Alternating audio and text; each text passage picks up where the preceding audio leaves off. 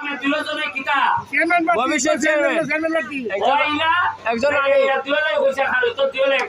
স্কুলে পড়ছি, ইলার সাথে আমি স্কুলে পড়ছি। ইলা আমার দলের, ইলা কিছু ফাটলা, কিন্তু আমার বক্তব্য হলো যে দলেরই হোক, তুমি যদি মানুষের সেবা করো, মানুষের মন জয় করো, আমি কোনো বাধা হইয়া দাঁড়াইতাম না।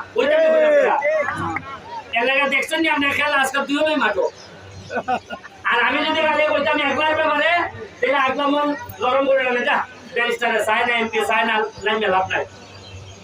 আমার মত হইল যে জমিনে কে নেতা হবে তার ফয়সালা হয় কোথায়? আসমানে।